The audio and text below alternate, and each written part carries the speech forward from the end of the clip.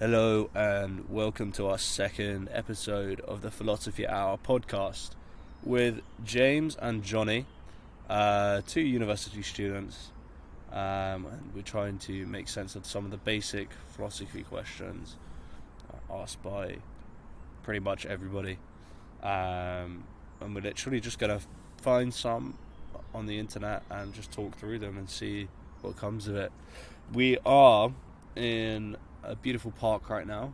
I've never been here before, but it's lovely, and we thought it'd be good to come out into nature a bit more, connect a bit more with nature, ground ourselves a bit, and just enjoy the lovely weather.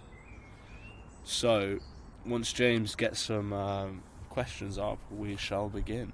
You got anything? No, I think he's just searching stuff up. Yeah, But here we are. here we go. And we are off. What's the first question? It's loading.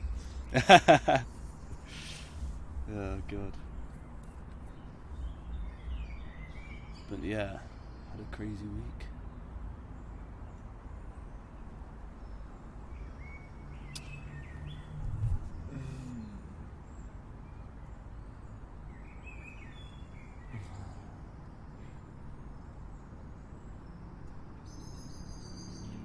Oh, they're all boring. They're all like simulation theory. Like, do we live in a simulation? Yeah. It's not really philosophy. All right, let's do determinism versus free will. Off the top of my head. Okay. Determinism versus free will. I studied this a bit in school, actually, from the Truman Show. So, we've already talked about this a bit, right? Like, we already talked about, to a certain extent, everything that's happening now is determined because the past is set. Like, you can't change the past. But also, this is my view on it. Like, the past is set, but you have free will from, like, now, because you can Present choose. moments. Yeah. You can choose what to do, like, in the present moment. Like, presence basically determines everything. Like, and we talked about before, like, past and future don't exist. And therefore, I believe you do have free will within the present moment. But how are your decisions in the present moment determined by your circumstance? Like, is every decision you make guaranteed, or can you truly change your mind on something, or is it all an illusion? So is every decision you make in every moment based on determined by the previous experiences that have led up to that moment in your life? Yes and no, because how can you...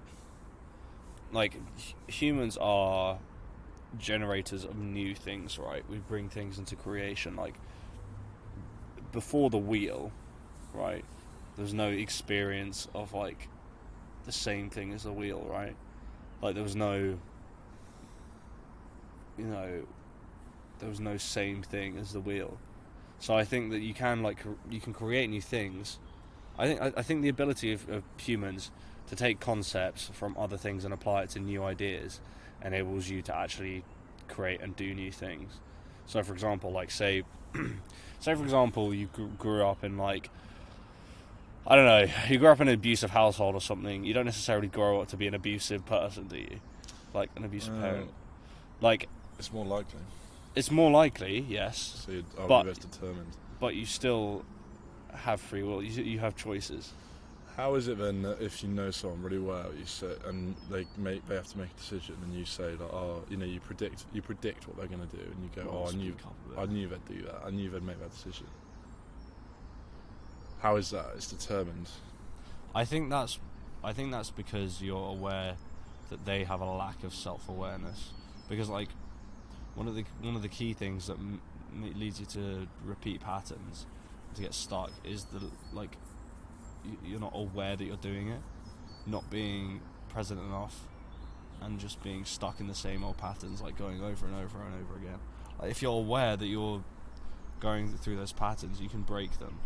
But then if you make a completely radical and alternative decision in the moment, which you might think is free will, is that not determined by your own ideas of self-reflection. I think that's a null argument, because you can say that about anything, right?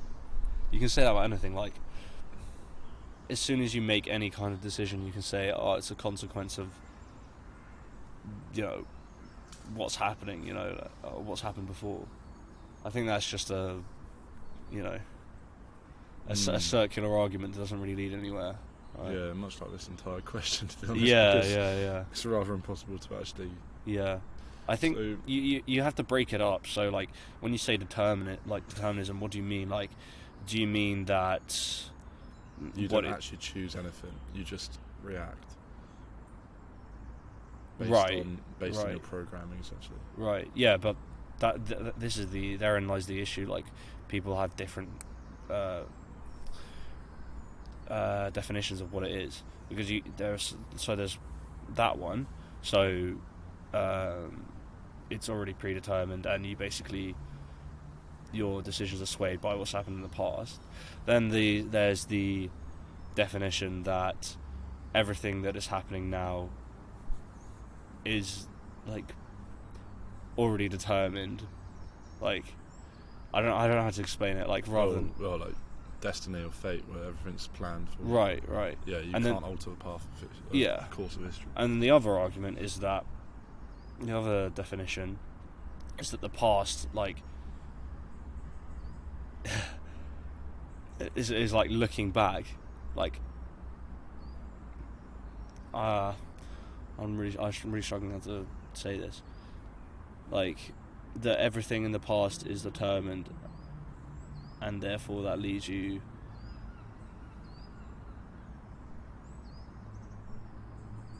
I don't know how to explain this. It's not like a reaction. It's more of like a logical solution, like a logical process through which your actions, like, end up going, rather than like a reaction to, like, solve it. Like, I think the reason that it's a null question is because of those reasons. Like, alright, let's talk about one which is slightly more divisive in a way, but also it's easier to come to some sort of clarity on. Okay. Do you think history has been determined by individuals or collectives?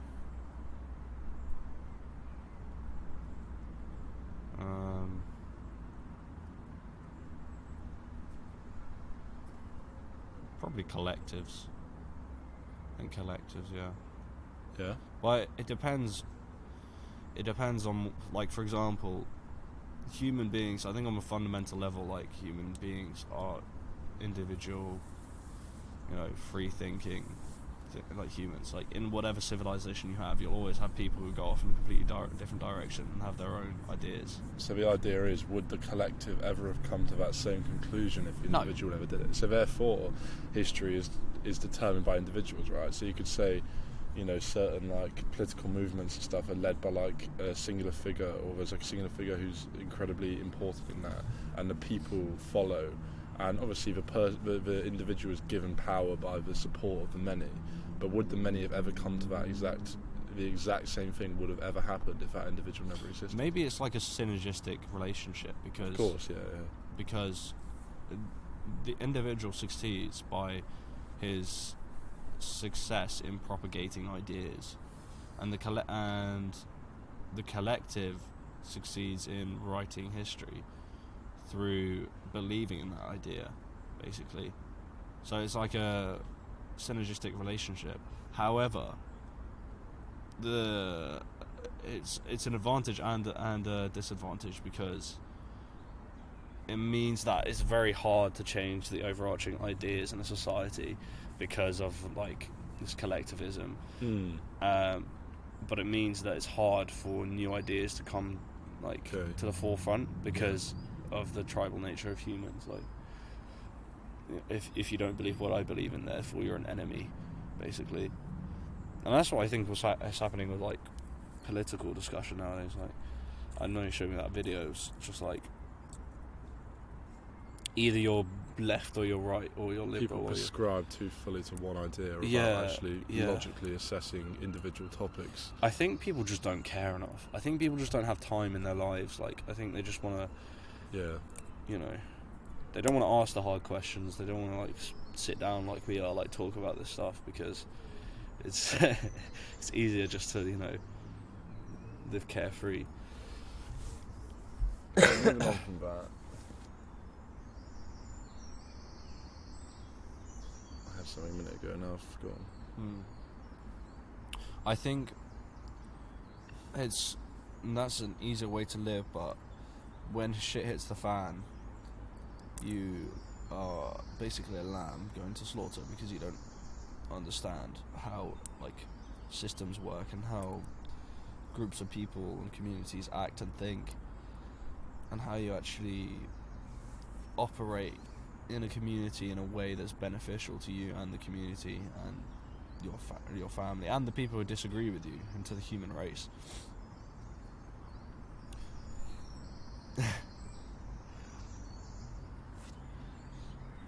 What do you think about that? Like, I think things are largely determined by individuals. Yeah. I think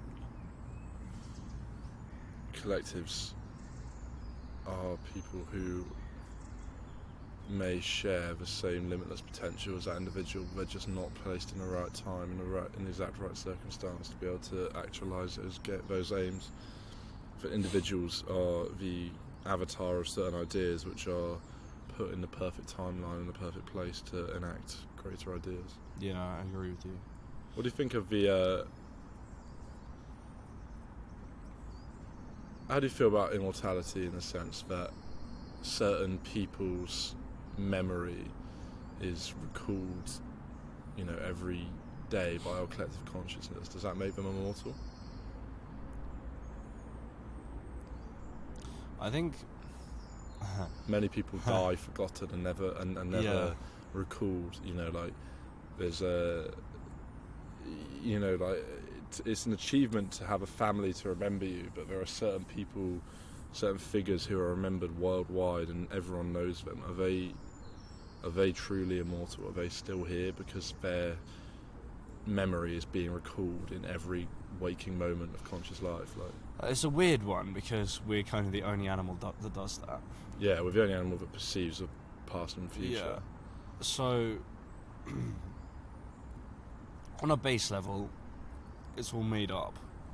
Like every idea ever created is made up. Every idea ever propagated throughout society doesn't really exist. Of course, It's yeah. just an expression of some made-up language that we decided to agree upon, basically. It doesn't. But having said that, the idea, there's a reason that ideas, like resound with people and survive over centuries and millennia or whatever, because they're universally true, and like that's what you can see in like religion. That's why religion's been around for like fucking forever. Because it speaks to beginning of someone's about something in their life, doesn't it? That's Yeah, the thing. yeah. If an idea has no grounding and no basis and no relatability to people's lives, and it soon dies. Yeah. And that's the same with Unless you're a tyrant.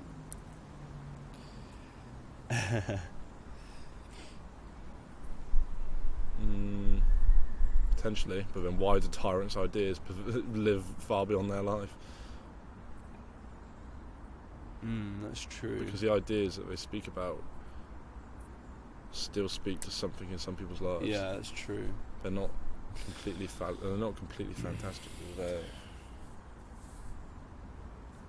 Yeah, it's a difficult one. Like, I think whatever the ideas you have, it's this whole idea of like you can't create or destroy energy, right? Like it's just in this constant state of flux. Like you have the good and the bad. Like, Yeah, but that's what I'm talking about. That's what I'm getting at when I say immortality, because it sounds incredibly sort of fantastical to say that. But when you think about the present moment, energy is not created nor destroyed, and neither exists in the past or the future. It only exists right now. Yeah. So the past as an idea is, when you think about the story you tell yourself of your life and you think about previous events and history, it's happening right now, because these things don't exist. The only thing about that which exists is us recalling it in the present moment. Therefore, we're assigning energy to things that have already happened in the past therefore bringing them into reality in this present moment.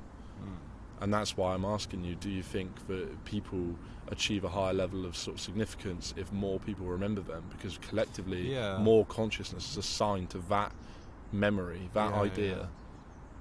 That's interesting.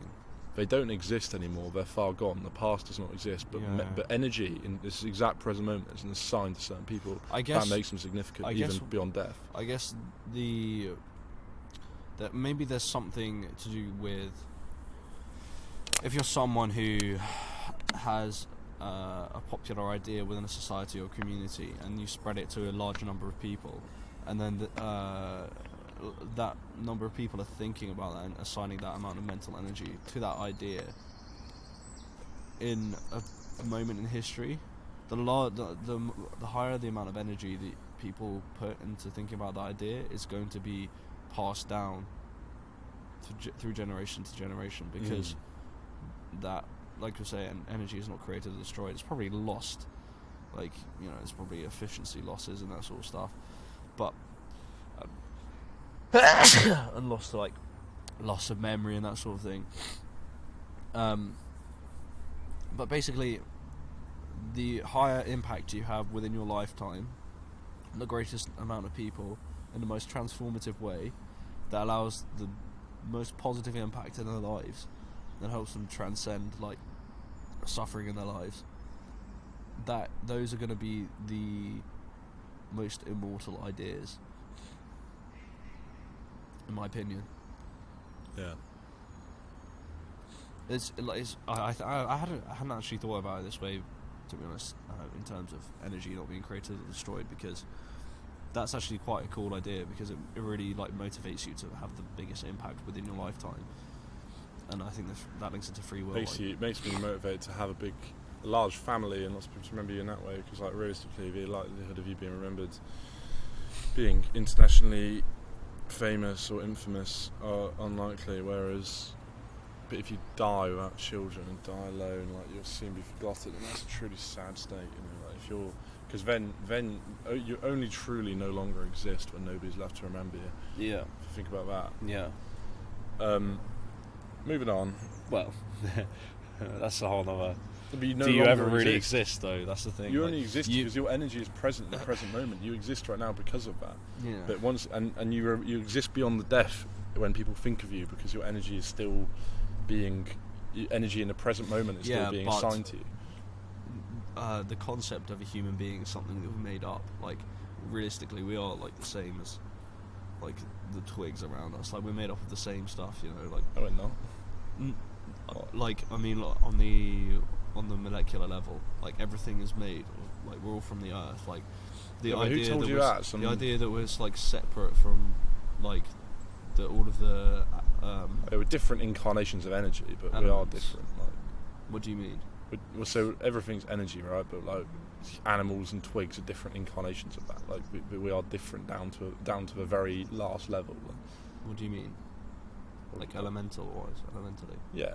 Yeah, of course. But every element is made up of the same building blocks. So if you look at scientifically, this is a scientific argument, the creation of the Earth and the Sun and the universe. Basically, what happened is there are a few different elements. I can't remember exactly what they are, but I think it was like carbon, maybe helium or something, and they basically make the building blocks of every other element.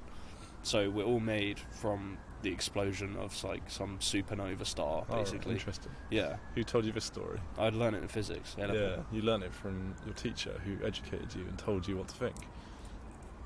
Well, yeah. But Yeah. So when I say I went to church and I was told that God created me in divine image, am I being educated as well?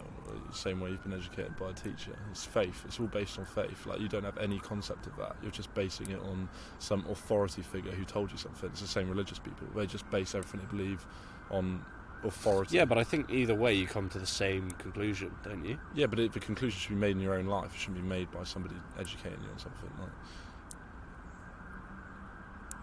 Yeah, but you can. I think there's a distinction here, because you can like empirically prove that. Like, if you take like certain elements and you break it up into its constituent parts, it's all the same elements. It's all the same atoms. Yeah, but you're So losing it's the part provably- where the Big Bang is a theory, it's not a proof. Like you just said it, so that's where we came Yeah, from true. definitively. Yeah, it's a theory. So we had nothing, and then two atoms collided, and everything then suddenly existed in perfect order. It's like, I'm not sure. Well, Chaos- I don't know about perfect Chaos order. became perfect order. Yeah, well, I mean, it did. If you look at the like, we perceive perfect order as our like minute human perspective and intellectualization of this reality, but like it's perfect order. Like if you believe like the theory they tell you of like evolution, like we started as bacteria and then we became humans. Like that's perfect order. It's just on a very grand scale. Like That's true. there's no like there's perfect order to that. It's not chaotic. It's not like we just randomly occurred and suddenly became something. It's incredibly genius. Like, and this genius is all completely random. Apparently, like I'm not believing it personally. You could. I don't know. I think you could apply that argument to anything, though. Like, say for example, like you're a new species of bug on Mars. Like you'd say everything's perfectly in order, wouldn't you? That's exactly the same. Like, Yeah, it is. Yeah. But it's like there's perfect intelligence behind that creation, right? It's not random that bug occurs. It's not chaotic. Like, why not? I'd say the exists- world's pretty chaotic. I'd say all this shit is pretty chaotic. I wouldn't say so. It's perfect order. Like, Do you reckon? yeah, the world's created in perfect order. Like things like you think like the human body, like how incredibly complex we are. Like, do you think that's like a chaotic accident? Like, if it was chaotic, surely it would be like nothing would work. Like it all works. Like nature is so synergistic. Like everything, like we like humans, like our intellectualization of logic and order is very human focused. But like you look at something like a nitrogen cycle or something, it's not chaotic, it works perfectly. Like it's all these respiratory systems of animals and trees, like it all works so perfectly. Yeah.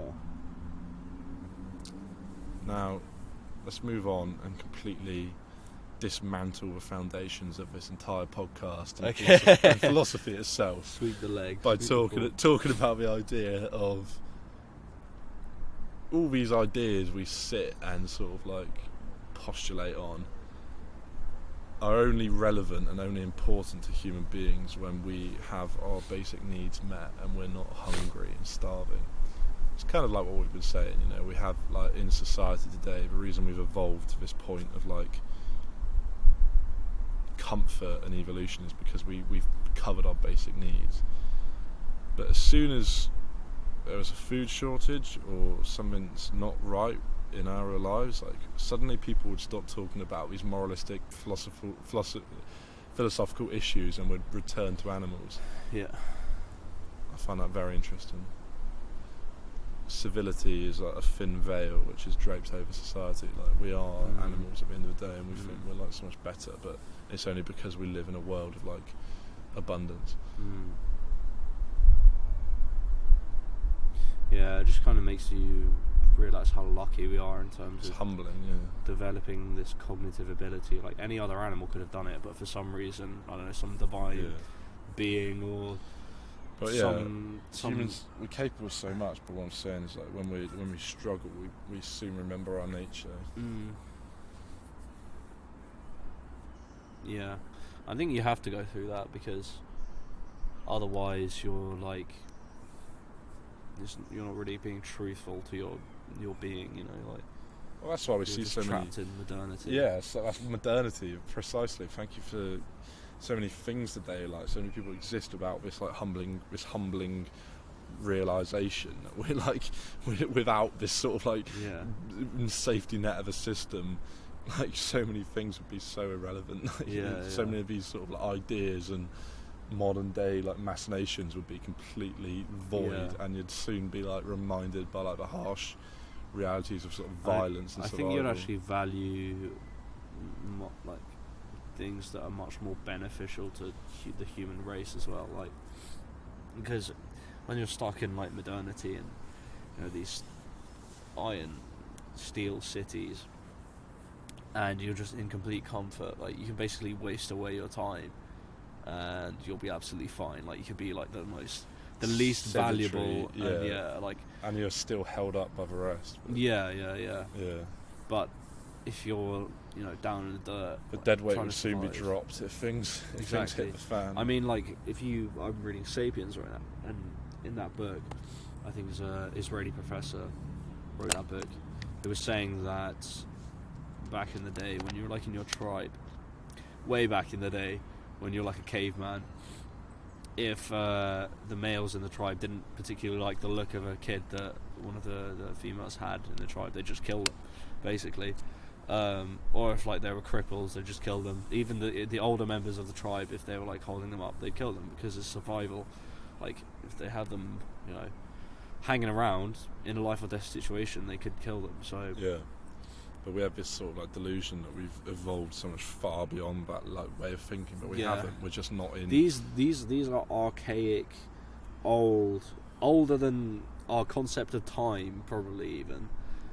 Instincts. These parts of our brain still exist, and this is an area we both are so interested in. Is like evolutionary psychology. Like, how is our modern society dictated by these like leftover remnants of like historical of evolutionary like sort of psychology, and like these parts of our brain which still affect us and still drive and influence our behaviour, and like people and we live in this society today which we've largely like sort of remove the struggles, but like we still act in a way where these struggles are real because it's so ingrained in our collective like psyche. You're actually like a slave if you don't know that. That's a thing though. Like being a slave, like being free, is actually having discipline. Because like having discipline and restraint and control is actually paradoxically freedom. Because if you can't control your like behaviour, then you are a slave to your urges, right? You're a slave to reactionary emotion. You're a slave to vices. You're a slave to everything.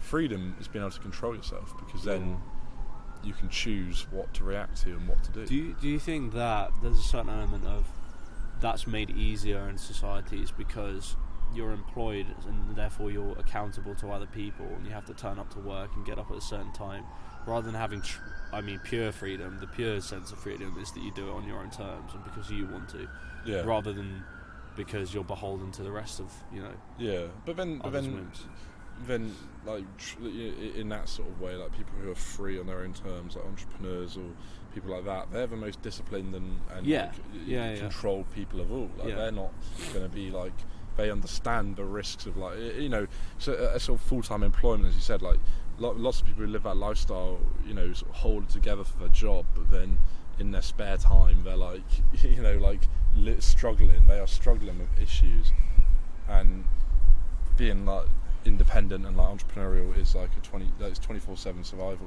You're working all hours of the day, and you've got to control yourself to make that work. And but then so let's talk about another. Let's go back to another philosophical question before we get stuck in this sort of mire of stuff, right? So imagine there's a beach, a beautiful sort of holiday destination. Beautiful area, sun shining, like it's ideal, it's paradise. There's one man there who he's a hippie, right? He spends his whole life struggling by in this sort of modern system with like money and stuff, but he's free. He doesn't have a commitment to a job. He doesn't have a mortgage.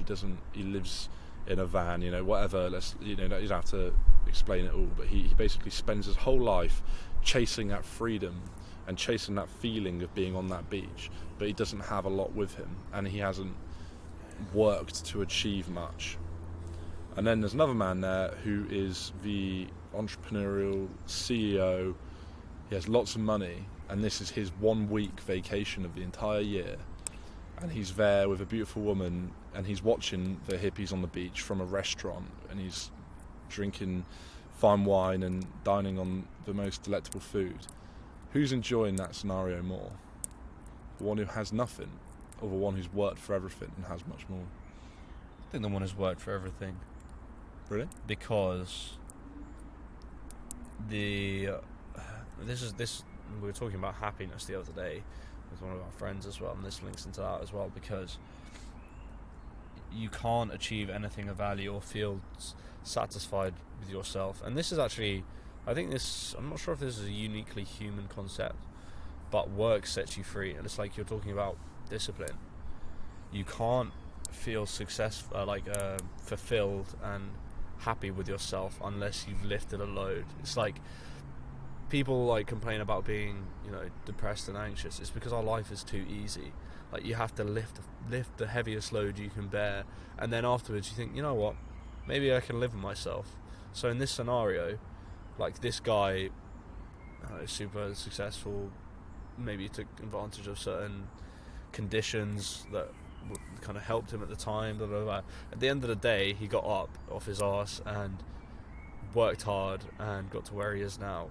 He's going to feel far more fulfilled through going through the mud, like spending all those days and hours, those weeks, working hard to just enjoy this week, because it's like discipline, right? Like, he's set a week apart to just enjoy himself, rather than like this hippie who's just like 24/7 chilling on the beach. But he's always in paradise, Yeah, but this is the Adam and Eve thing, right? Like, yeah. But then, I don't disagree necessarily. But I'm thinking, but then, what about the idea of time? The businessman's going to go back to work. I think that he could be happier, but he still needs to have work.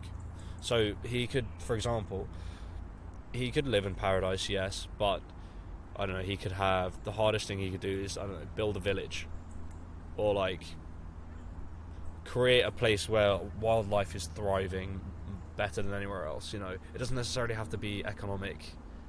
It has to be something, Yeah. Otherwise, you're just like floating. You're like a plastic bag in the sea, like just floating in the wind. Like, Do you think material possessions comes into this conundrum at all? Like, do you think? not necessarily, because it's about the experience, isn't it? Yeah, and I think it's also about. I don't know. I think in the lack of other humans, yes, because you can also find fulfillment and happiness in helping others, in like community, and like spreading your ideas and love to other people. But if you don't have other people to do that to, and I think this probably applies to animals as well. Actually, if you provide like a place for animals to flourish, like that's you could probably live in your own for your entire life and have a very fulfilling life, because you've created like this wonderful paradise for animals. But I think in the absence of company of other living beings, I think the only way to do it is by changing your physical environment. Yeah. I think that's the only way. And I don't know, what do you think about that? yeah, I think that scenario is quite divisive, because I think the idea of like constant enjoyment and like chasing experiences is more of a feminine way of thinking, whereas like the idea of like conquering and building and like achievement is more masculine. Yeah, it is. Yeah. So I'm not saying I agree with you. Yeah. But I'm saying that that is true. But there are obviously men and women who are more masculine, more feminine. So I agree with you. But I think that on the base level, as humans, it's still universally true. Because if you put a man who's like super interested in things and materialistic, all that stuff, in the absence of other humans, he will build shit. And then if there's a woman who's really, really interested in people and like animals and other beings and stuff, and there's no beings or animals, she will build shit. Like, on a base level, like that's what we're meant to do. Yeah. Even if just to protect our offspring, and like, she couldn't have offspring because there's not another human. But yeah. I think it's an interesting one. I'd love to ask a girl that question and see what sort of lifestyle they'd gravitate towards. Yeah. Anyway, I think it's one of those ones that it's not actually an easy question to answer, because you really have to. Because to me, like the thing is, I think I'd probably, I don't know where I lean on that one, because I think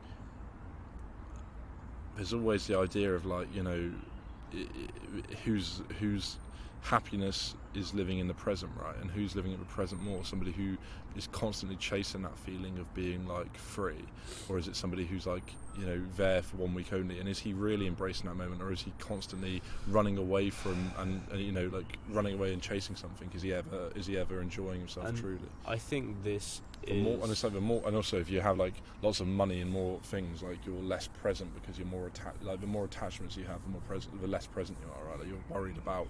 You'll be worrying about like you can't switch off. Like. Yeah. So it's like. I think that unfortunately that's just a consequence of living in the world we live today. Like you have to worry about money, but also then it also goes on to something that you say as well, which is like. Question is like who's happier, but why are we chasing happiness? Like that's exactly. not even the goal. Like like why like exactly. It doesn't really matter because that's not like the actual fulfilling part of life. Yeah, it's doing things that you know will benefit you in the future and bringing that suffering into now, so that you know in the future you'll feel like you're worth something. By that sort of assertion, and the businessman has to be way happier, right? Because he's working towards something rather than someone 100%. who's perpetually chasing that feeling without ever like building much to do. I mean, look at like drug addicts and alcoholics. You know, they're constantly chasing a feeling, a state of freedom, or a state of like freedom. Yeah. It's very rare that somebody with that kind of vice, lack of discipline, actually achieves something that's fulfilling, long term, and that propagates. Like. Do you think it's possible to be truly altruistic? What does that mean? So it means like selflessness, so like giving to homeless people is altruism. Yes. Like, do you think so? But I think that it takes a lifetime of practice, and only after, I don't know, 30 or 40 years, you can. You're not doing it for self-fulfillment to make yourself feel better about yourself. Yeah, partly. Yeah, but then it's not true. True altruism is the idea that like you're doing something. Altruism is like I don't know the definition, but it's like you're doing something with literally no benefit or gain to yourself. So it's like that is like if you say that you do it, you give to a homeless person to make yourself feel better, then it's not altruistic. Yeah, but I think that's also a bit of a null argument, because the way that people view themselves is they view themselves as like just another person. So you don't really view yourself as like you.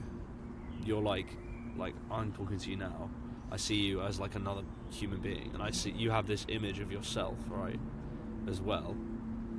So you are not actually you. Do you see what I mean? Like you're creating an image of yourself that's the same image that you have of everybody around you, right? Yeah. So I think that the reason to be altruistic is because you're building the vision of yourself in the same way that when someone else does something good for you or for someone else, you have a better view of yourself, of them, basically. So I don't think it's. So yes is the answer. Yes is the answer. Yeah. Yeah. Okay. Starting to rain. Yeah. Let's move. Yeah. Yeah. Pause it for now. Do your thing. Should we wrap it up? Or? No. We'll just carry on. When's your mum gonna be here? We can go back to your house and just fucking chill. Yeah.